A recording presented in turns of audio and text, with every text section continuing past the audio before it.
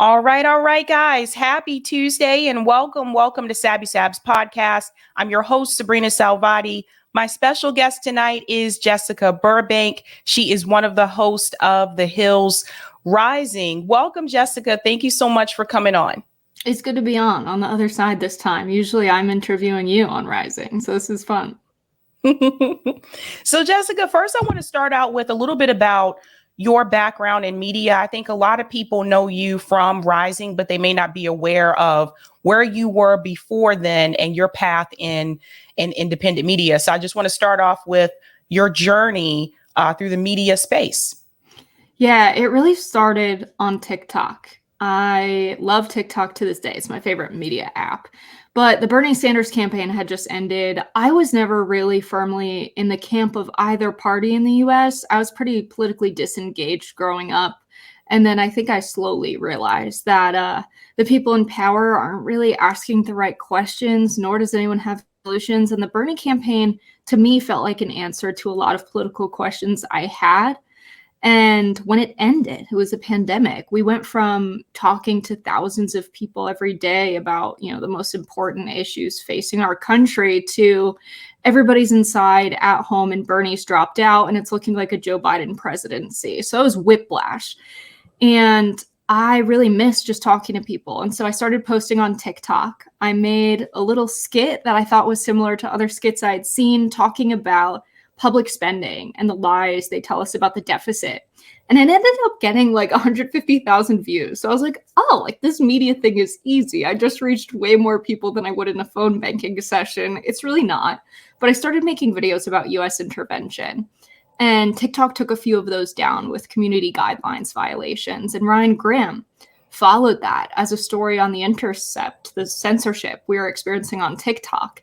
And so I actually came on Rising with Ryan Grimm as the host, and he talked to us about that story he had reported on. And from there, I got scouted into being a commentator on TYT, and then did that for about a year, worked my way back around to Rising. So it all started on TikTok. TikTok's still my favorite, but I really owe a lot of, my work to Ryan Grimm, having his finger on the pulse with the political conversations online.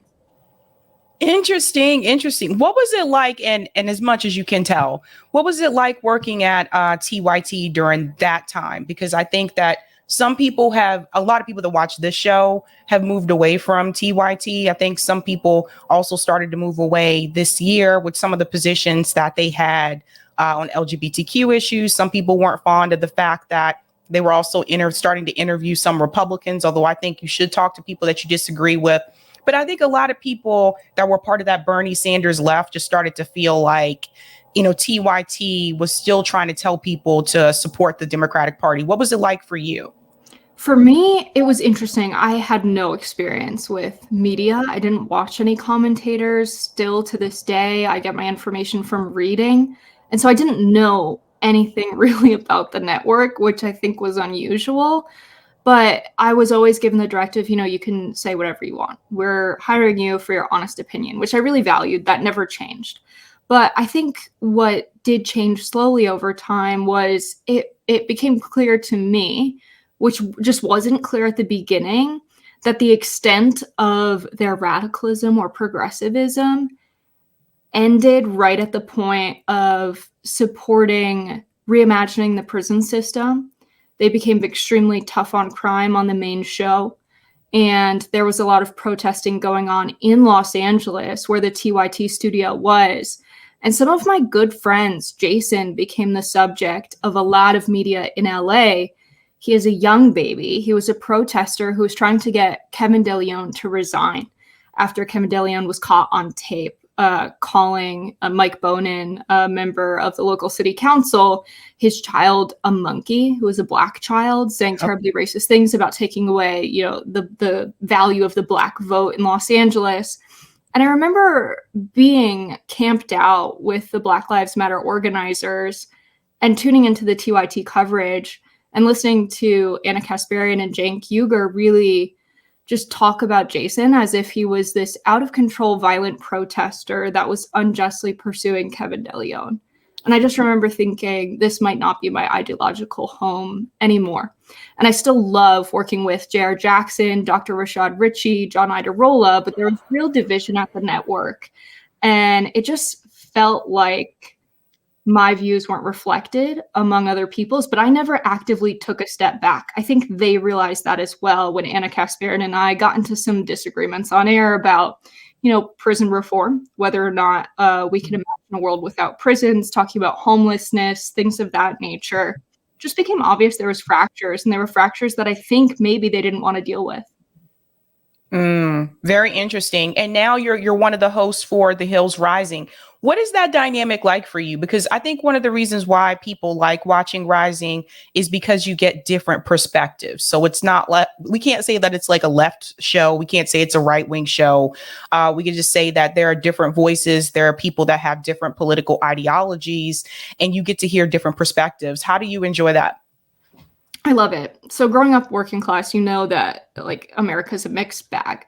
Most everyday people don't fit cleanly into a Democratic ideological camp or a Republican one.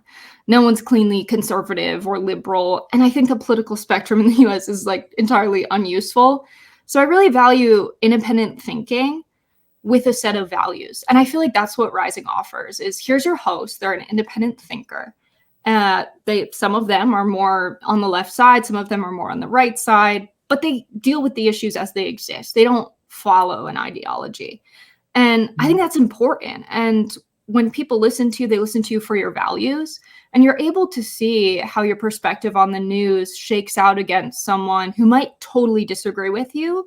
No one else in a big media network is having conversations like the ones we have on Rising. And I think it's really special that we have, both sides of an issue represented, and we have a conversation where we really flesh out the issue as a whole, not just talking in a way of like, here's our scripted, segment on all of the facts of what's going on, and there's limited room for conversation. We really get to see how different perspectives shake out. So I love it. I think it's great. Especially in reference to Israel and Palestine, because there are some, independent outlets that don't want to touch that topic at all because they feel like it's very controversial. I know some people have told me that they're afraid that they'll lose subscribers if they talk about it because of their beliefs or their opinions about that particular issue. But I have noticed that Rising does cover that issue extensively. At least it has since October 7th. And it's always good to hear the different perspectives from Robbie, Debris, yourself. I enjoy hearing that. I'm curious to get your take on this particular event here, because I know you captured this on Twitter. You posted, the Capitol Police have been called to Bernie Sanders' office. It is looking increasingly like pro-Palestine protesters calling for a ceasefire now will be arrested. So I have actually never had the opportunity to go to senators or congressmen and women office in DC. First and foremost, what is this experience like? Because I know Code Pink does this often, but I have never experienced this. These organizers were so aware. This was my first time protesting at the Capitol as well. And the organizers were very aware of how Capitol Police operates. So anyone's allowed to visit the Capitol. You go through security. We did this separately because there was a large group of us and we didn't want them to immediately kick us out before we had our voices heard. So we separated and went through different entrances and then all met up by the senator's office. We were there pretty early, like 7:30. Initially, Capitol Police told us to get off of the sidewalk when we were kind of making our plan, talking about what we were there to do. And so we immediately knew that Capitol Police was onto us. We got in, they started following us around quite a bit. We knocked on the door. No one was there until like 9 a.m. Okay. And even then, at this point, I had left to actually go to the studio at Rising by the time the staff got there. But the staff was unwilling to really have a meeting with anyone. And a lot of the staff were former organizers. And so Capitol Police was, I believe, called by the staff as well. Additional police arrived and started arresting. Actually, protesters did get arrested. There's a video of my friend Catherine getting detained, shouting at the camera that's gone quite viral on TikTok. But really, it wasn't like, let's have a conversation about what you guys are here to discuss. And all of the organizers were there to have a conversation. And so they were not treated like that. And it was very clear the staff was unwilling to have one. Why do they call the police? I could understand if the protesters were, if there was some type of vandalism or if they were being violent, but they're just there actually asking Bernie Sanders to call for a ceasefire. I've seen Code Pink protest outside Bernie Sanders' office as well. Why do they call the police? What are they afraid of? It's a good question. I can't put myself in the imagination of those folks, especially knowing that the chief of staff of Bernie Sanders is Misty Rebeck, who was the chief of staff or the head of the state in Iowa for the Bernie campaign. So a lot of the organizers that were there, myself included, actually worked for Misty. So I know Misty's very aware of how direct actions work. And I believe Capitol Police were called because they thought the organizers were interfering with their work. But they didn't want to put us through to talk to Bernie Sanders. They didn't want the organizers that were there to have a conversation about a ceasefire without Bernie being there for whatever reason. And I think we know well why, because we see on CNN Bernie Sanders talking about how he doesn't want a ceasefire, how he supports a humanitarian pause, but he doesn't really want a permanent ceasefire. And AIPAC, reposted that clip of him talking on CNN, I believe just the next day.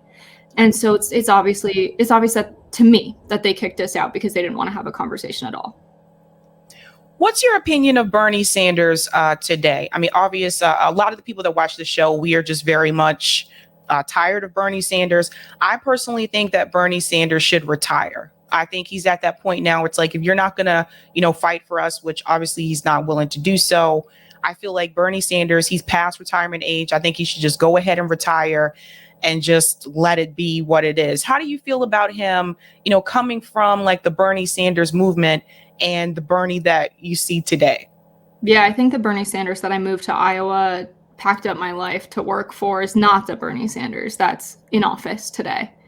And it's just sad. I really like the meme, actually, the world has progressed beyond the need of Bernie Sanders.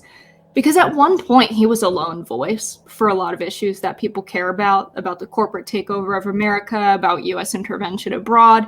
Now, he's not that. And now I think a lot of people have lost hope in the electoral process as it exists at all, and for people elected to public office to be the source of change.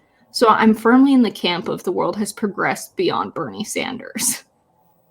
How do you feel about this issue in reference to Israel and Palestine? I feel like now we're finally starting to see squad members be more vocal and forceful about standing up for a cause that I would say Democrat leaders do not approve of, right? So Hakeem Jeffries, for example, does not approve of standing up for the Palestinian people. I feel like this is great that they're doing this, but I feel like it's a little too late, because where was this energy for Force the Vote? Like, why didn't they have this type of, pushback during that time? And I know there are many excuses that they had, but I feel like it's really hard for some people to feel some type of sympathy for them right now, considering what's happening to Rashida Tlaib, for example. They're trying to censure her. I think it's hard for some people to have that sympathy, because they're like, you guys have been there for years now. And when we asked you to be vocal about other issues, for example, voting to fund the Iron Dome or voting present on the Iron Dome, you were on the wrong side of that issue as a so-called progressive. But now we see that not just the Democrat leaders, but also the Republican Party, they're coming after them for having that pro-Palestine stance. How do you feel about that? Yeah, I think, Rashida Tlaib and Ilhan Omar, in my mind, are not in the same camp of like an AOC or Ayanna Pressley. AOC voting present in the vote for the Iron Dome. I mean, that famous interaction of her being whispered in the ear by Nancy Pelosi and then crying. I think it's obvious that AOC in particular, but definitely members of the squad, have been changed, right? They went in with the intent of being disruptors, a lot of them. That's what most of them said. They said, I'm an organizer. I'm going in there to change the conversation. Our ideas and our people are not being represented, and that's what we're going into Congress to do. And I really think like the day-to-day of the job changed them. They understand the world from within the halls of Congress now. And that's just not what we needed. We're no longer being represented if that's the case. I think it's easy to look in a room of members of Congress all sitting quietly, voting in the direction of the party, and think, I'm the only person in the world if I stand up and speak out against this, not knowing that there are millions of people all across the United States that wanted to vote for Medicare for all, that need universal health care, that died during the pandemic because they lost their job and then got sick from COVID and couldn't get access to health care. Like, literally them being disruptive would potentially result in less deaths, in less suffering, and it's that serious. And I don't know what happens to people who lose sight of that. I don't know what causes that, but it seems to me that that's happened for a lot of members of the squad. And so listening to them give impassioned speeches today, it's necessary. They're on the right side of the issue today. But I think a lot of us want to rely on some members of Congress all of the time to be doing that and standing up for those values. And that's just like not what we've gotten from the squad. And I think that's why a lot of people have lost hope politically, is that we put so much effort into a grassroots movement that had people get elected. And we were so hopeful in 2018, only to see everyone then vote for Nancy Pelosi. I remember being so excited watching our members of Congress that we thought would represent working people get inducted and then just voting for Nancy. I remember thinking, okay, change isn't going to come from the halls of Congress. That's right. A huge protest in D.C. over the past weekend. Over 300,000 people showed up to support Palestinian rights and their right to self-determination. I think that was a huge moment where even one of the members of the squad could have been present. And I'm sure they would have been able to be a speaker if they asked to be, right? So when I say these things, the pushback that I receive from Representative Ro Khanna, for example, is that, oh, well, if the event's on the weekend, I mean, we go home during the weekend, so we wouldn't be there. But I can point to an example like the climate protest that happened recently in New York, and some of the squad members were present and spoke at that climate march. So they can be there. I remember when they were protesting in reference to the eviction moratorium, which in my opinion, I feel was very performative, because they already had permission to do so, to have that protest. I remember activist Afeni, she actually had a conversation with AOC and Cori Bush. And what was told to her was that you guys have to organize on the outside. That's the only way you're going to push any of these politicians to do something for you in here. And so we have been doing that. We've been organizing on the outside, and like this huge protest in DC, over 300,000 people. There were celebrities at this rally. That was another opportunity that I feel like they could have been present at. I feel like it was a missed moment for them. But then I also think maybe they were told not to attend. But see, these kind of things, like when we have these movements on the outside, most of the time they're not around. And that's a big part of the problem. Yeah, it's a huge part of the problem. And I think a part of it is they get comfortable, right? We know what the salary is. I think about how I'm kept grounded. And a lot of people in my life are working class people. I grew up with parents without college degrees. They worked hours, in small businesses. My dad was a carpenter. My mom kept books. But again, neither of them had formal training. We lived through the financial crisis and nearly lost our house. My dad still works, 9 to 5. Actually, it's oftentimes way more hours than that, doing manual labor. He's 63. This is reality for working class people. So when I talk to my family, I'm kept grounded. I think about AOC and how she grew up. She actually went to a pretty good school, not in New York City, not in the Bronx or Queens. It was one of the top schools in the country. It was majority white. I went to a really bad public school that was majority minority. And I think about all of the people from my high school that when I make a post or a video, I think no one's going to see it. It's not going to matter. And they write to me and I know it matters. I think if you lose touch with the community you're supposed to be representing, you lose your shot at representing them. I really think that's happened with the squad to varying degrees for each of the members. I think you bring up a really good point. I think this is something that people like AOC don't really understand. And I'm glad you brought up the fact that, no, she didn't really grow up in the Bronx, and she did go to a very good school in the suburbs, New York City suburb. She went to Boston University here, which is a very expensive college here in Boston. But you brought up a really good point that, like, when you come from a working class background, and you're coming from a family where your parents cannot afford to retire. Like my dad is still working as well. I think that people like her don't understand that we can't really afford to just wait 20 years and hope that the right politician makes the correct decision for working class people. We couldn't afford that. I mean, like I went to college, but I had to take out student loans, to go to college. I got little scholarships here and there, but obviously not enough to cover tuition and room and board.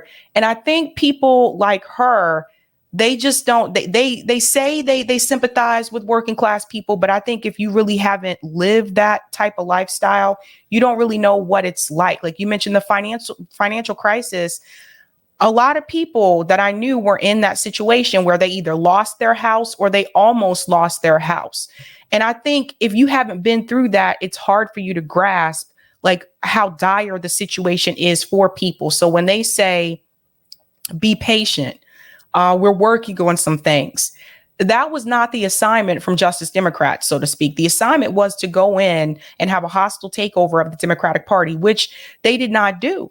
And I think for me, it's just like if you're not willing to do that, then just say that. Don't sign the pledge for Justice Democrats. Don't take on the assignment. That's just how I feel.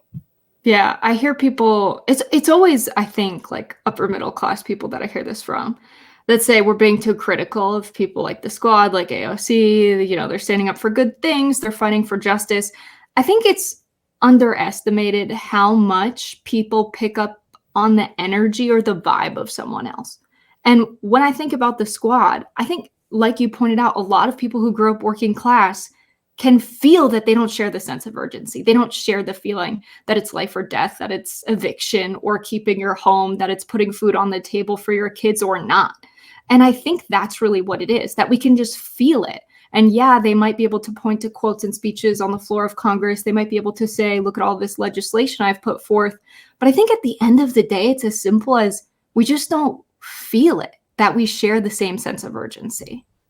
That's right. There was a conversation between yourself, Bree, and Robbie recently about Israel and Gaza. And I found that to be a really interesting discussion because I noticed that I think you and Bree were trying to move Robbie a little bit on this issue where I feel like it came across to me that Robbie is still, I think, putting a lot of this on Hamas and said, well, if this attack didn't happen, then we would have the situation. But I think it's really important that people like you and Bree are explaining the history to him, and I continue to tell people this didn't start on October 7th. This started way before October 7th, going back 75 years, the occupation of the Palestinian people, the removal of the Palestinian people, and the imprisonment of the Palestinian people. And I think a lot of people just don't know that context of it. I know people that I've spoken to today, they've lost friends over this issue because they're just looking at what happened on October 7th and not what has happened, prior decades before. And I think the thing is that the Palestinian people really don't control anything. They don't control the resources. They don't control their own, freedom. They can only go from point A to point B. They can't leave Gaza whenever they want to. They have to get permission, special permission to leave the gates, to go into Israel just to get treatments at hospitals. And I think a lot of people they don't understand the full scope of that. So I think it was great that the three of you were having that conversation, but it did seem like to me, Robbie still is focusing on, well, what happened on October 7th. And I want to get your opinion about that. Right. Robbie represents so much of America with that viewpoint. The New York Times is reporting on the conflict, deaths since the war started, and the date is October 7th. It's not 1948. And so that there, I think, tells you that a lot of people have been propagandized to arrive at Robbie's view. That this conflict started on October 7th. No, it's been an occupation since 1948. 700,000 Palestinians were displaced from their homes, killed, pushed out of their neighborhoods, their homes destroyed. But even if we say, okay, let's imagine a world where things started on October 7th, you still have to honestly be extremely racist to do some kind of moral calculation and think the lives of 1,400 Israelis are somehow, more weighted in their loss than the lives of 9,000 Palestinians that have been lost, that have been killed, people who are civilians. What is the reason that those 1,400 Israeli lives are worth more than the lives of the people living in Gaza?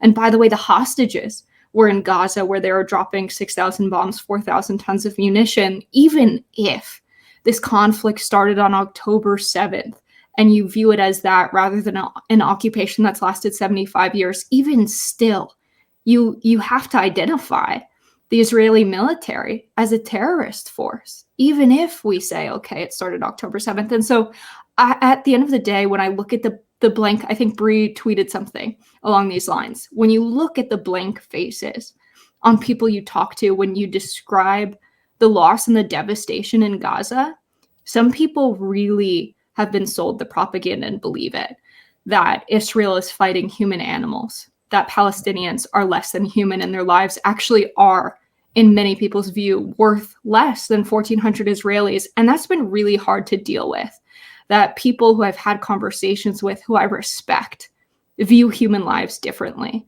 based on ethnicity. And that's real. That's what we're dealing with here. And it's good for you to point it out. And I think that conversation was good because I don't think people are too far gone if they're at that point. I think they can realize maybe that they've been propagandized. I believe people can change. And so I hope that people agreed with Robbie at the beginning and didn't by the end of listening to that conversation.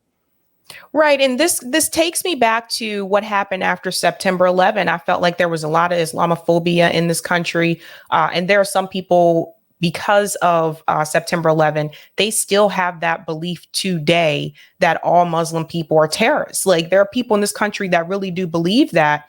And I think for me, that's why it's important for me to express to people that you don't take the actions of a select few people and use that to generalize an entire group. And you always have to ask yourself, who is in power?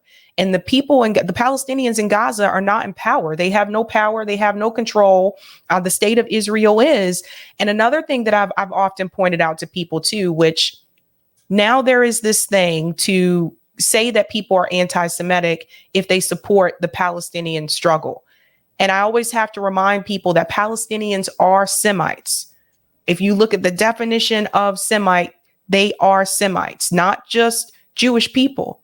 And so this is something I always bring to people's attention. And the other issue as well is that there are also Ethiopian Jews in Israel. There are also Palestinian Jews in Israel, and they're not given the same types of rights as those who are Israeli. So I think that these are just some of the things that I think a lot of people are just not aware of. But luckily, because of platforms like Twitter and TikTok, a lot of people are finding this information, mainly more so TikTok, because TikTok has been really good about this. Facebook, not so much, because they're censoring a lot of this information, of course.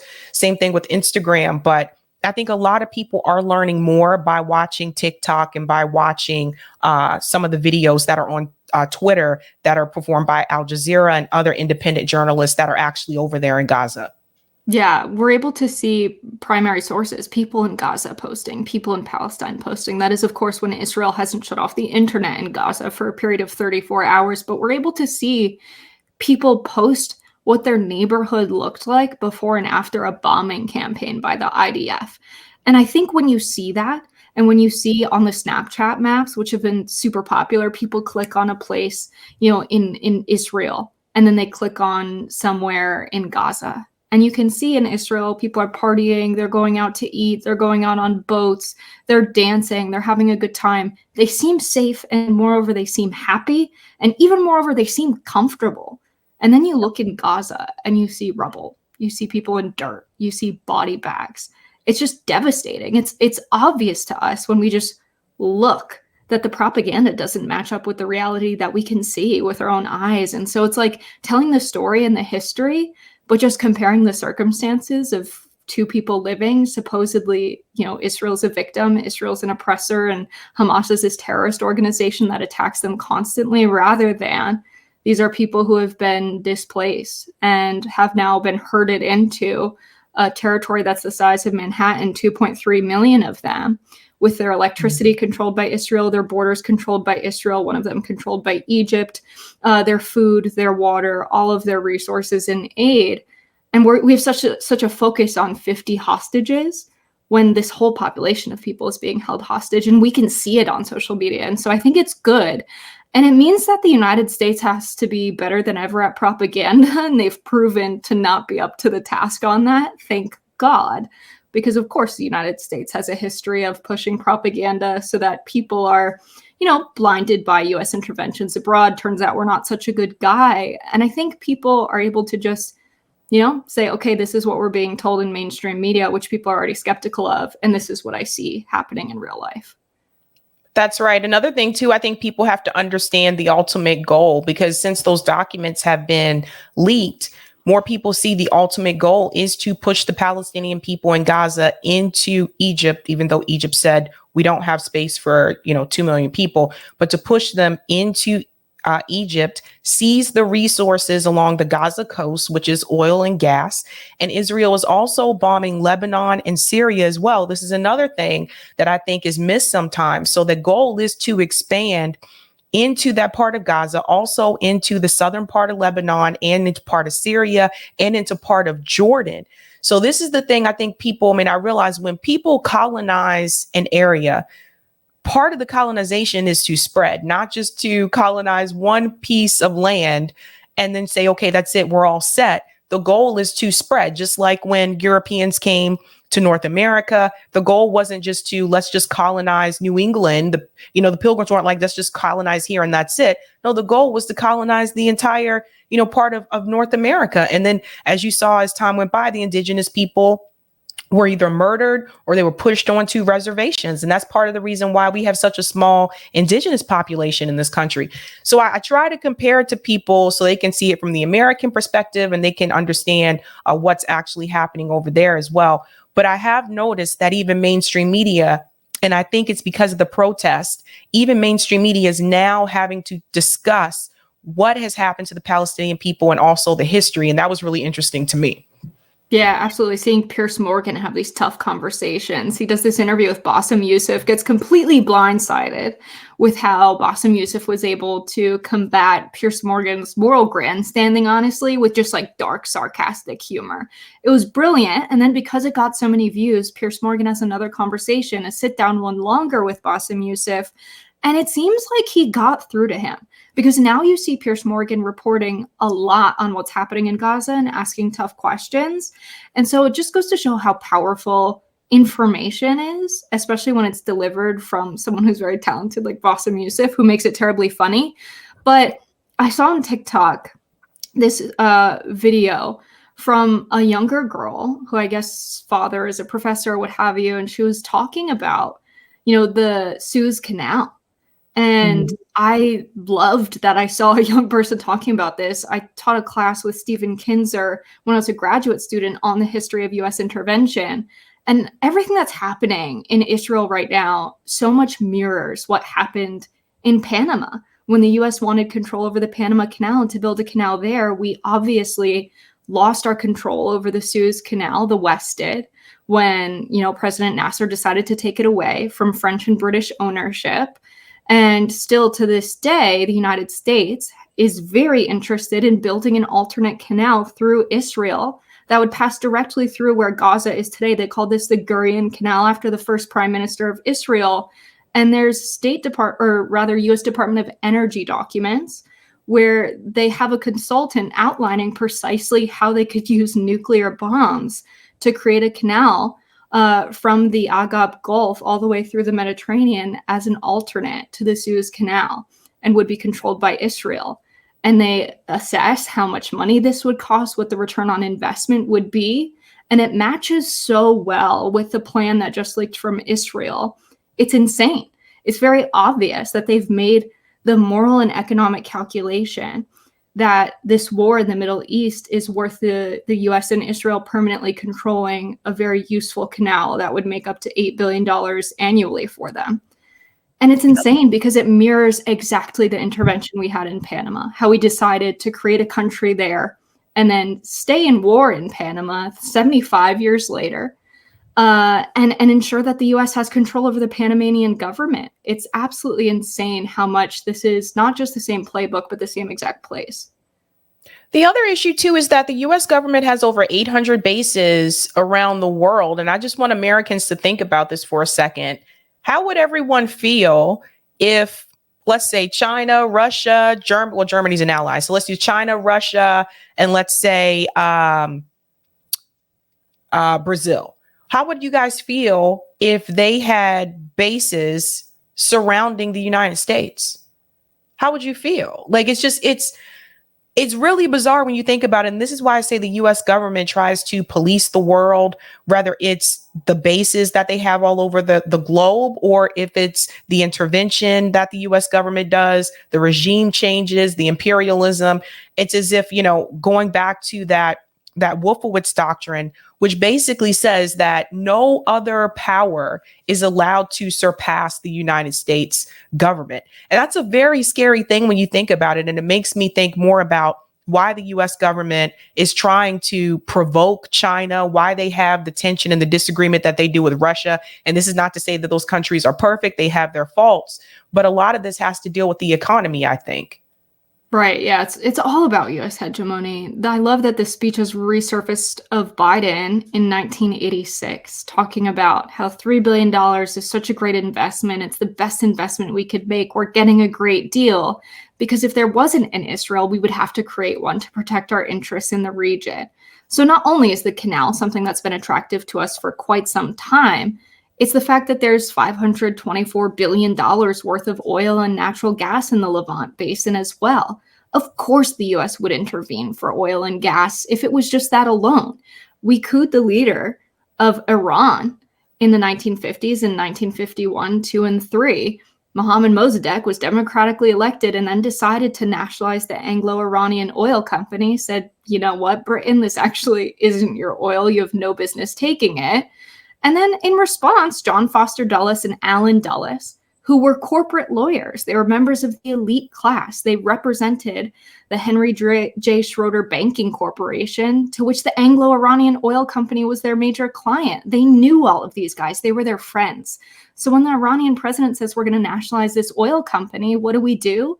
We coup him. We take him out of power and we reinstate the Shah and establish a monarchy in Iran. That's why people in Iran today shout death to America. We took away their democracy. We destabilized their country. And then the Anglo-Iranian oil company became British Petroleum, commonly known as BP. It's like very obvious that the United States conducts foreign and military policy and covert operations in the direction of securing more capital, not for the benefit of everyday working people in the United States, or even the soldiers that fight for them and carry out these interventions, but just for the elite class in the US. I think that needs to be pointed out as well. Everyday Americans don't support their government doing this. They're doing it for themselves. That's right. And I'm curious to get your opinion about the 2024 presidential election, because right now, from what I've seen, I feel like the U.S. government is trying to use this war with Israel and Gaza as an excuse to start, war with Iran. And I think they've been trying to do this for quite some time. What do you think is going to happen in 2024, given that Joe Biden's polling numbers are abysmal, given that there are third party and independent candidates that are running that are actually getting more attention from mainstream media than I've seen before in the past when other third party and independent candidates have run? What is your prediction for 2024? Yeah, I really see a field where the independent lane is wide open. I don't even see it as an RFK Jr. Trump-Biden race. I think another candidate could enter, other than Cornel West, honestly, from, I guess it would be a fifth party at that point. I can see the field becoming incredibly crowded. I don't see the Democratic Party overcoming their delusions that Biden can run again and win. I really don't. I think that the people that are so close to Biden are just yes men, and the people running the Democratic Party would rather take their chances with a candidate nearly guaranteed to lose by the polling right now, than actually work with someone who might disagree with them on some issues. It's that extreme within the Democratic Party, and they'll do anything. And the Supreme Court and the laws have backed them up. They've said, you know what, it's party business. No election laws go. Pick whatever Mhm. candidate you want by hand, even if someone else has the popular vote from within your party. They don't care. And so I really see Biden being the candidate for the Democrats, but I do see the possibility of Marianne to do extremely well. She's polling above 10% in a lot of the polls. I could see her pulling away some of the vote from Biden. I don't see an insurgent winning in the Democratic Party, but I do see the potential for an RFK Jr. to win. I do see the potential for Cornel West to get a large plurality of the vote. I think the Green Party needs a little bit more electoral structure, but they have more than any other third party in the United States. They really get people on the ballot. And so it's going to be really interesting. I don't think it's going to be a typical election, though. I don't think it's going to be Republican, Democrat. I don't think it's going to be Trump, Biden. I think it's going to be at least 4 major candidates. Yeah, for people who are not aware, I just saw a poll earlier today that shows that Marianne Williamson is now polling at like 13%. Mm-hmm. So I think this Israel Gaza issue has definitely given her a bump. So anything could happen, you guys. You never know. And the Green Party still has to announce a candidate. They have to run someone for president. That's the rules. Like, you have to have a presidential candidate in order to remain a political party in the United States. So they have to run someone. So we'll have to wait and see who that individual is going to be. But I think that next year is going to be very interesting. I think the Democrats are crazy if they think that they have this in the bag. I don't think they do. I've heard conversations of Kamala Harris should be pushed forward. I think that's also a mistake. I think they're joking about like saying that she's popular now. I don't think that Kamala Harris is popular. I remember she struggled. She couldn't even get a delegate from her own state of California when she ran in 2020.